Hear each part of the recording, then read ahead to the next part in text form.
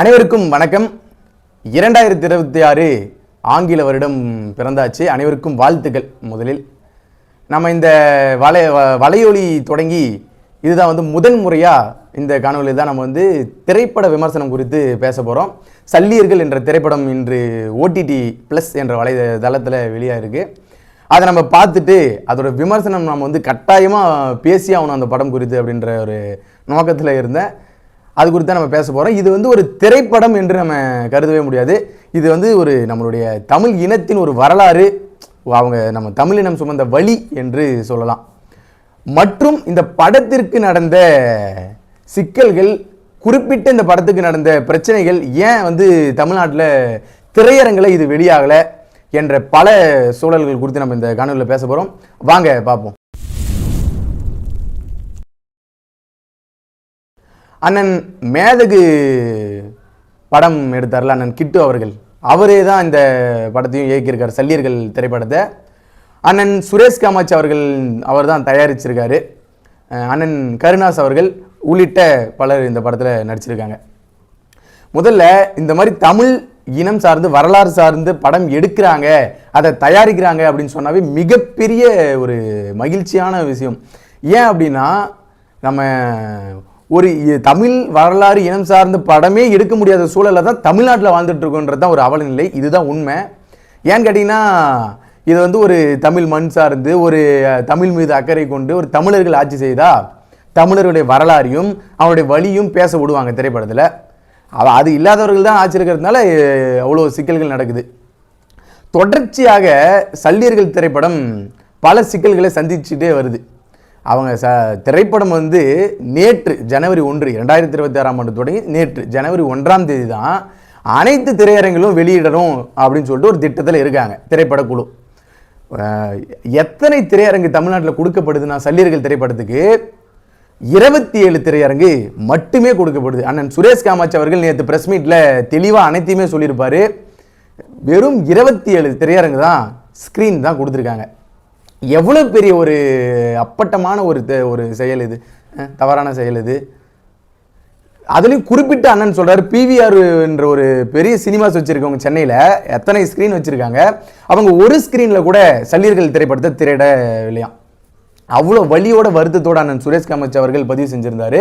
அதை நம்ம பார்க்க முடியும். எப்படி திட்டமிட்டு இது ஒரு நடக்கும் சதி என்று தான் நம்ம பார்க்க முடியும். ஏன் அப்படின்னு சொல்கிறேன்னா, சல்லியர்கள் திரைப்படம் என்பது ஒரு அனைத்து திரைப்படம் போன்று ஒரு திரைப்படம் இல்லை. இது நம்மளுடைய ஈழம் பிரச்சனை சார்ந்த வரலாறு, அதை குறித்த வழி சார்ந்து பேசக்கூடிய திரைப்படம் என்பதனால இது இவ்வளோ நெருக்கடிகளை சந்திக்குதுன்னு சொல்லிட்டு அனைவரும் பேசத்தை பார்க்க முடியும். அதுதான் உண்மையும் கூட. அப்போ தொடர்ச்சியாக இவ்வளோ நெருக்கடிகளுக்கு மத்தியில் திரையரங்கு கிடைக்கல என்னொன்னே நம்ம நேற்று என்ன பண்ணுறாங்க அப்படின்னா, சரி நம்ம OTTயில் வெளியிட்டலான்னு சொல்லிட்டு நான் சுரேஷ் காமாட்சி அவர்கள் உள்ளிட்ட திரைப்படக்குழு முடிவு செஞ்சு OTT ப்ளஸ் என்ற தளத்தில் வெளியாச்சு. இன்றைக்கி தான் வெளியானது, 2ஆம் தேதி, ஜனவரி 2ஆம் தேதி.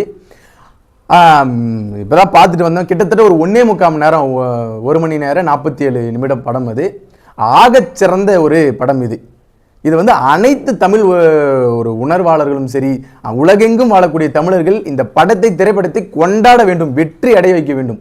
நம்ம திரைப்படத்தில் திரையரங்களை வெளியிடலைன்னா இவங்களுடைய வரலாறு தெரியாமல் போயிடும், இவங்களை முடைக்கலாம் என்று நினைக்கிறாங்க பாருங்க. அதை நம்ம பாடம் புகட்டி ஆகணும். தமிழர்கள் நம்ம மிகப்பெரிய பாடம் புகட்டி ஆகணும். அதற்காவது என்னங்க, ஒரு 300 ரூபாய் வருது அந்த சப்ஸ்கிரிப்ஷன் சொல்லுவாங்கள்ல, அது ஒரு 300 ரூபாய் வருது அந்த OTT ப்ளஸில். அது ஒரு வருடத்திற்கு இருக்குது. அது ஒரு வருடத்துக்கு வர படங்களை நம்ம பார்த்துக்கலாம். அதனால் கட்டாயமாக எதுக்கோ எவ்வளவோ செலவு பண்ணுறோம், கட்டாயமாக ஒரு 300 ரூபாய் செலவு பண்ணி 1.5 மணி நேரம் செலவுறதுல எந்த தவறும் இல்லை. அதனால் கட்டாயமாக அனைவரும் பாருங்கள். இந்த திரைப்படம் குறித்து நம்ம பேசணும்னா என்ன பேசலாம், நம்ம ஒரு அவ்வளோ பெரிய ஒரு கனவு வழி. நம்ம தொடக்கத்திலிருந்தே ஒரு ஆகச்சிறந்த அந்த ஒரு ஸ்க்ரீன் பிளேன்னு சொல்லுவாங்கள்ல, அவ்வளோ அருமையாக எடுத்திருக்காங்க. மிகச்சிறந்த படைப்பு அண்ணன் கிட்டு அவர்களுக்கு. இதுவும் ஒரு ஆகச்சிறந்த படைப்பாக இருக்க போகுது. அதில் அந்த படத்தில் நம்ம பார்த்தோம் அப்படின்னா, மருத்துவத்துறை சார்ந்து தான் இந்த முழுக்க இந்த படம் இருக்குது. இந்த ஈழம் போராட்டம் என்பது மிக நீண்ட நெடிய ஆண்டுகள் கொண்டது. அதனால் அது ஒரு 2 மணி நேரம் 1.5 மணி நேரத்துக்குள்ளெல்லாம் அடக்க முடியாது. ஒரு டாக்குமெண்ட்ரி சீரியஸாக தான் அதை வெளியிட முடியும். அண்ணன் சீமான் கூட சொல்லியிருந்தார். கேட்டிருந்தாங்க, அண்ணன் சீமான் கிட்ட கேட்டிருப்பாங்க. அவர் சொல்லியிருப்பார், ஈழம் சார்ந்த போராட்டத்தை நான் எடுக்கணும் அப்படின்னா அதில் மிகப்பெரிய சென்சிட்டிவான விஷயம், அது உணர்வுபூர்வமான விஷயம், அதை தவறாக கடத்திடக்கூடாது, அவ்வளோ சரியாக எடுக்கணும், அதனால் அதற்கான நேரம் எனக்கு வேணும், அவ்வளோ பெரிய ஒரு தயாரிப்பு வேணும், அண்ணன் வெற்றிமாறனை வச்சு இயக்கிறோம் அப்படின்னு சொல்லியிருப்பாரு. ஆனால் நம்ம ஆட்சி அமைந்தால் அதை நம்ம கட்டாயமாக செய்வோம் அப்படின்னு சொல்லியிருப்பாரு. ஏன்னு கேட்டிங்கன்னா அவ்வளோ பெரிய வரலாறு இருக்குது ஈழம் போராட்டத்தில். அதில் குறிப்பிட்ட மருத்துவத்துறை பற்றி அண்ணன் எடுத்திருப்பார். ஆகச்சிறந்த கருத்து இருக்கும் அதில். அது உண்மை சம்பவம் அனைத்துமே. அது வந்து ஒரு திரைப்படத்துக்காக எக்ஸ்ட்ரா போட்டாங்க அப்படின்லாம் கிடையாது, சரியாக போயிருக்கு. அதில் பெண் நந்தினி என்ற கேரக்டர் இருப்பாங்க. அவங்க வந்து ஒரு பெண், அவங்க மருத்துவராக இருப்பாங்க. அவங்களுடைய எப்படி போராட்டத்துக்கு வந்தேன் நான் அப்படின்னு கேட்பார். அவர் சொல்லுவாங்க, அவ்வளோ ஒரு வழியாக இருக்கும் நம்ம அதை பார்க்கக்குள்ள. எப்படி வந்து சொல்கிறாங்க சிங்கள மக்கள், எப்படி அதை நம்ம மக்களை ஒரு இதுவாக மதிக்கல, ஒரு நாய் மாதிரி மதிக்கிறாங்க அப்படின்றத பேசியிருப்பாங்க. அதே போல் நம்ம ஆட்கள் எவ்வளோ பெரிய மனிதநேயவாதிகள் என்பது தெரியும். பொதுவாக இப்போ நம்ம ஒரு மருத்துவத்துறை வச்சுருக்குன்னா நம்ம இயக்கம் சார்ந்த தோழர்களுக்கு தான் நம்ம மருத்துவ உதவி பண்ணுவோம். ஆனால் ஈழத்தில் அப்படி கிடையவே கிடையாது. அவங்க எதிரணியில் இருக்கக்கூடிய எதிர் வீரர்களாக இருந்தாலும் சிங்களர்களாக இருந்தாலும் சரி, அவங்க அடிபட்டு வந்தால் நாங்கள் அவங்களுக்கும் உதவி செய்வோன்ற ஆகச்சிறந்த கண்ணியத்தை கடைபிடித்த ஒரு போராட்டம் ஒன்று என்றால் அது விடுதலை போராட்டம் ஈழத்தில் நடந்தது தான். அண்ணன் கூட அடிக்கடி குறிப்பிட்டுட்டே இருப்பார், என்னுடைய தலைவரின் வீழ்ச்சிக்கு காரணம் அவர் அநியாயத்திற்கு நல்லவராக இருந்தது தான் என்பதுதான் குறிப்பிட்டுட்டே இருப்பார். அதனால் அவ்வளோ ஒரு நேர்மை, அவ்வளோ ஒரு சரியான ஒரு பாதையில் பயணித்த ஒரு குழு வந்து ஒரு படமாக எடுக்கிறாங்க. இதுக்கு இவ்வளோ தடை வருது. இதை அனைவரும் பார்த்து கொண்டு தான் இருக்காங்க. தொடர்ச்சியாக நம்ம இந்த படத்துக்கு சல்லியர் படத்தை மிகப்பெரிய அளவில் வெற்றி படமாக ஆக்கணும். அண்ணன் சீமான் அவர்கள் நம்ம உலகத் தமிழர்களுக்கு ஒரு வேண்டுகோளும் விடுத்திருக்காரு. அனைவரும் OTT Plus என்ற தளத்தில் சப்ஸ்கிரைப் பண்ணி கட்டாயம் பாருங்கள். நம்மளுடைய வரலாறை நம்மளே வந்து பார்த்து ஊக்குவிக்கலைன்னா வேறு யார் பார்ப்பாங்க? அதனால் அண்ணனின் ஆணைக்கிணங்கவும் அனைத்து தாய் தமிழ் உறவுகளும் எங்கெல்லாம் வாழ்கிறீங்களோ எல்லாரும் பார்த்து இந்த படத்தை வெற்றி பெற செய்யணும்.